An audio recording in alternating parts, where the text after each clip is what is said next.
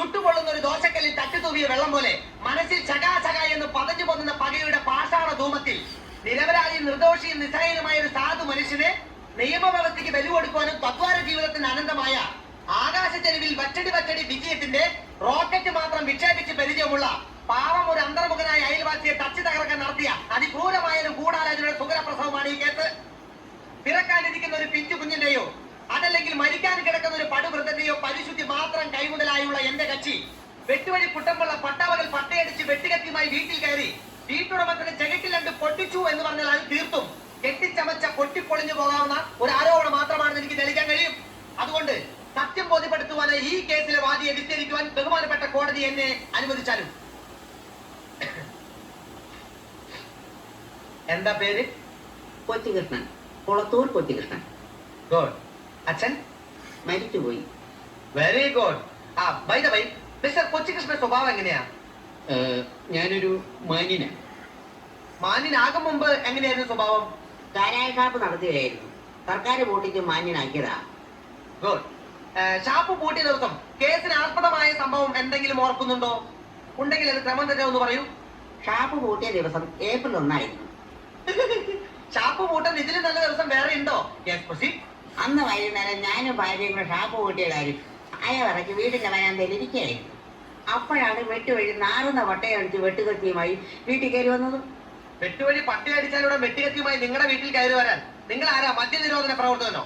പട്ടയുടെ കട്ടുപൂത്തപ്പോ വന്നതാ. എന്നിട്ട് ചോദിക്കുക എന്തിനാണ് ഷാപ്പടച്ചതെന്ന്. അത് ഞാൻ എക്സൈസ് മന്ത്രിയോട് പറഞ്ഞോളാമെന്ന് മറുപടിയും പറഞ്ഞു. പറഞ്ഞ് തീരുന്നതിന് മുമ്പ് എന്റെ കവിളിലോട്ടൊന്ന് പൊട്ടിച്ചു. എന്നിട്ടെന്താ പലരെണ്ണം പോയി. Very good. അടിച്ചത് കൈകൊണ്ടാ? എവിടെ നിന്നാ അടിച്ചത്? നേരെ കൺമുമ്പിൽ നിന്ന്. ഏത് കൈകൊണ്ട്?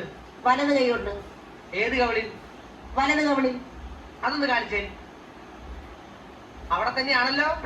ഉറപ്പാണല്ലോ? എന്റെ 8 കുട്ടികളാണ് സത്യം, ഉറപ്പാണ്. Okay, that's all your honour.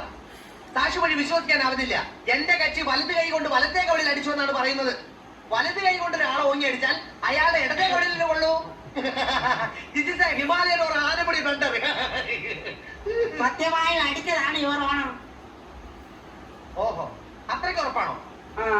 എങ്കിലും ഒരു കാര്യം ചെയ്യൂ, ആ വലത് കൈ കൊണ്ട് എന്റെ വലത് കവിളിൽ അടിച്ചു കാണിക്കൂ. ആനടിക്കൂ. കോടതിക്ക് സത്യം ബോധ്യപ്പെടുത്താൻ നേരമായി. മടിച്ചു നിൽക്കാതെ അടിച്ചു തീർക്കൂ. പല്ലുള്ളത് പോയോ? ഇപ്പൊ മനസ്സിലായോ നിന്നെ എന്താ കേസ് വാദിക്കാൻ കോടതിയിൽ അയക്കാത്തതെന്ന്? എനിക്കെന്നല്ല ഒരു സീനിയറിനും നിന്നെ വിശ്വസിച്ച് കേസ് ഏൽപ്പിക്കാൻ പറ്റില്ല. അതിനെ ലാപ്പായിന്റ് അറിയണം. പുറം കൈ കൊണ്ടടിച്ചാൽ വലത് കൈയായാലും വലത് കവിളിൽ തന്നെ കൃത്യം കൊള്ളും. അതറിയാത്തവൻ കേസ് വാദിക്കാൻ കോടതിയിൽ പോയാൽ പാവം പ്രതിക്ക് അഴി ഉറപ്പാ. ഇത് കഷ്ടാണ് സാർ. ഞാൻ സാറിന്റെ ജൂനിയർ ആയിട്ട് ഇപ്പൊ കൊല്ലം 5 ആയില്ലേ. സീനിയറിന് സമയമില്ല, കേസ് നീട്ടി വെക്കണം എന്നൊരു അവധി പറയാൻ ഒരു ടൈം.